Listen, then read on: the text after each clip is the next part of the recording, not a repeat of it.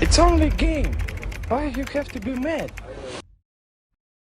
What's up guys, and welcome to FPL Today, and in today's video we go over the Shortlist, which is a series I'll be doing throughout the game weeks for Fantasy Premier League 2020-2021 season, where I go over the players that I'm considering bringing into my sides or I'm watching and waiting for the right time to pounce. So the series will be based off the game week just gone, a lot of eye test opinions, but also stats for you guys to ponder over, and all the stats are brought to you by Fantasy Football Hub.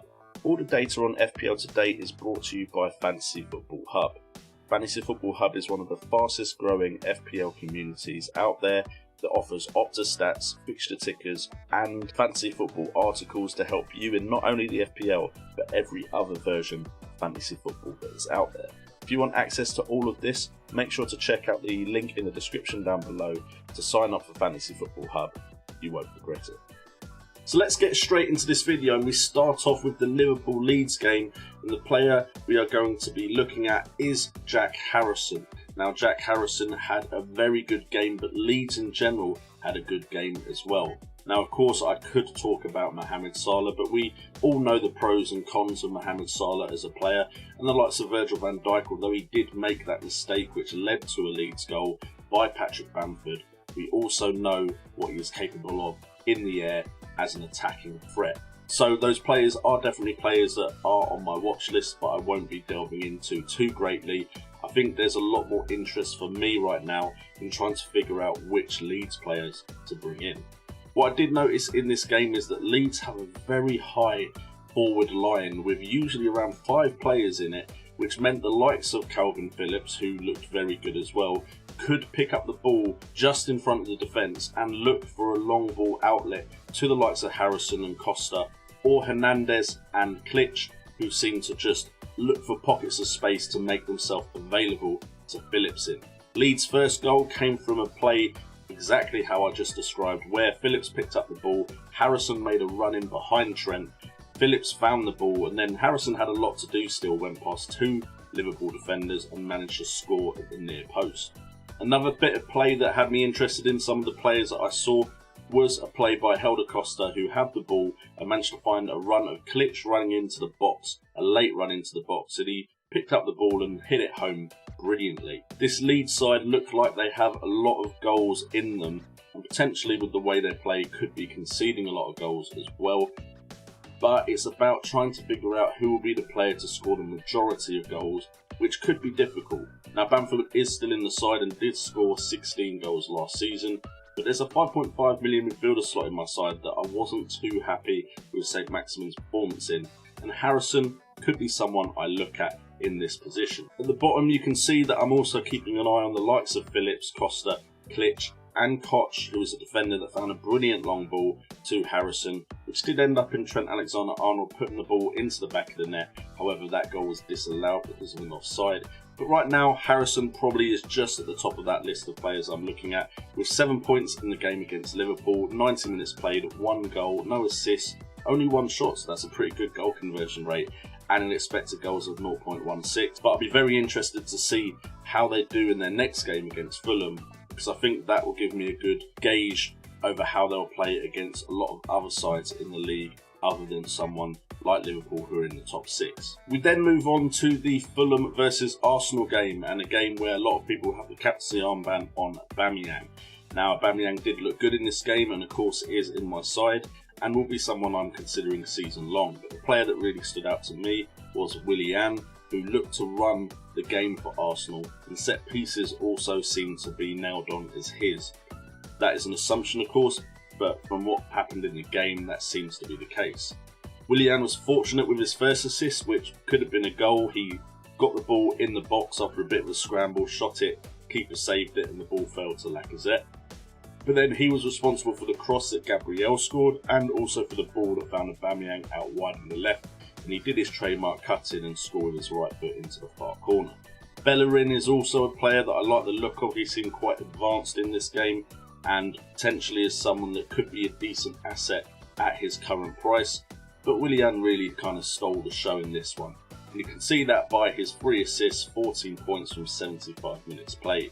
He had 2 shots on goal, 1 on target, which was a big chance, and expected goals of 0.49. He had 3 key passes and 1 big chance created, with an expected assist of 0.56. If he can continue this form, he could take on a real important role in that Arsenal side, and is someone that I could be looking at if Arsenal continue this form.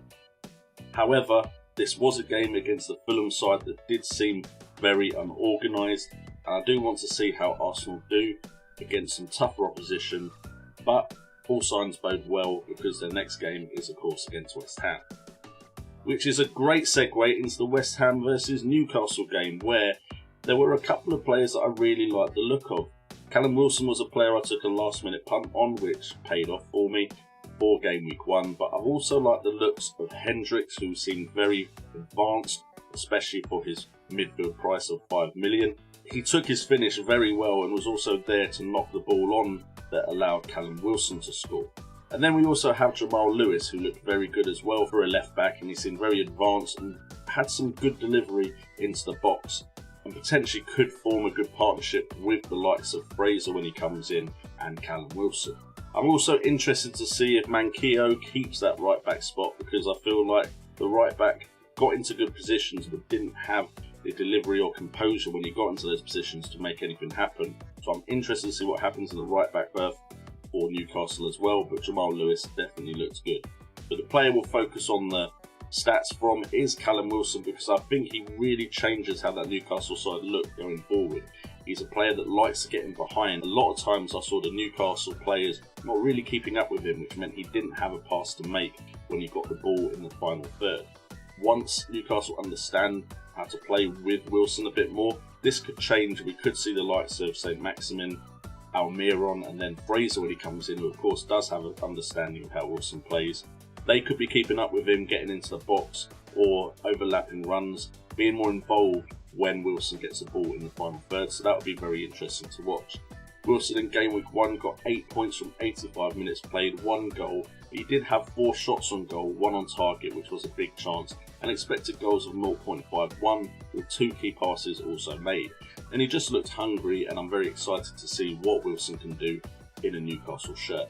So guys, if you are enjoying this video, please make sure to hit that subscribe button, that like button, and that notification bell so you know when my weekly videos go up on the channel, so you can keep up to date with FPL and hopefully work your way to a great overall rank.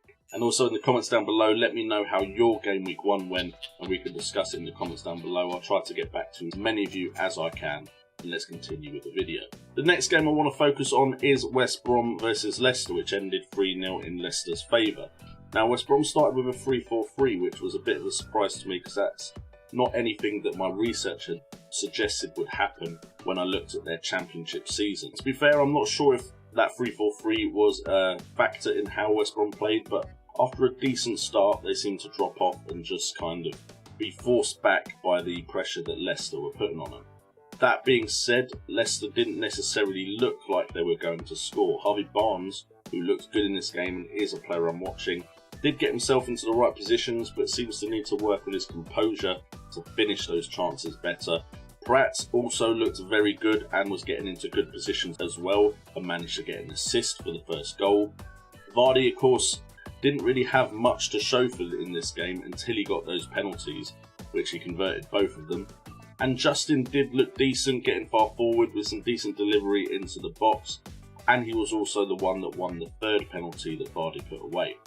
However, the player I'm looking at is Castan, because he made some great runs down the right. He has a decent delivery by the looks of it, and he kind of drifts into the box when the ball is on the other side of the pitch, which we could see when he scored that header from Pratt's cross. Castan does come in at 5.5 million, which I need to see a lot more from him before I'm willing to spend so much money on a unproven right back, but he definitely looks good, and I've heard he's got a good goal scoring record from his time in Italy. 14 points for 90 minutes played, 1 goal from 1 shot, which was a big chance, and expected goals of 0.48. If he can continue to get himself in that sort of position, he looks like he could be a great player for us to consider. And then finally we get on to the Spurs-Everton game, and Everton came in with a new look midfield, with Gomez and Richarlison joined by the likes of Rodriguez, Allen and Decore. Now Decore is an interesting one, because it looked like, according to the formations presented at the beginning of the game, he was playing in the number 10 role and Rodriguez out wide. And with this new midfield, I think you've got a midfield that is definitely going to create a lot of chances for the likes of Richarlison and Dominic Calvert-Lewin. As far as Spurs go, there wasn't really much that interested me in their performance, apart from Doherty still being very advanced despite his move to Spurs and getting into the box for what was Spurs' best chance. However, the likes of Rodriguez looked sharp, creative and hungry, and great passing ability, and he seemed to look for Richarlison the most often, which could be something we need to focus on as FPL managers. Digne also getting an assist and a clean sheet. Now with the players improving in that side, Digne could go back to what form he kind of had 2 seasons ago, where he was a great defender for attacking threat. And Richarlison and Dominic Calvert-Lewin both look like options now. Richarlison had more chances and better underlying stats, despite the fact that DCL was the one that scored the goal, which was a great header from that Digne cross. But out of all of them, despite the fact that he only got 3 points, Rodriguez is the one I'm really interested in. He's a player a bit like Bruno Fernandes that I think, if he keeps this form up, could transform that Everton side's fortune. He could be one that is involved in a lot of the goals if the likes of Dominic Calvert-Lewin and Richarlison find their shooting boots. And I'm really interested to see if he looks this good in game weeks 2 and 3. Because despite the fact that it was only 3 points, he played 89 minutes, he had 3 shots on goal, 5 key passes with 1 big chance created and expected assists of 0.59. But as I said, the eye test, he looked good. And to be fair, Allen and Decore looked very good as well. And I think, despite the fact that they might not necessarily have improved defensively overall, the fact that that midfield kind of runs the game more now means that Everton potentially could keep more clean sheets, which makes the likes of Digne look a very exciting prospect. So definitely very interested in James Rodriguez, but there's a lot looking good in that Everton side at the moment. Anyway guys, that is it for this video. Unfortunately, I am recording this video before the Chelsea Brighton game and the Wolves Sheffield United games. So those players, of course, if any of them look really good, will get added to the shortlist. Shortlist will be a lot shorter now than it was last week, because now that I've seen some of the teams play, we can kind of focus in on the players that look really important to their sides. Let me know if there are any players over the weekend that you would have put in this shortlist video, and we can discuss it in the comments down below, as well as your current game week scores. And as always, if you enjoyed the video, hit that like button and that subscribe, it costs you nothing. With that being said, I've been JNO, this has been FPL Today, and remember, it's all about the game.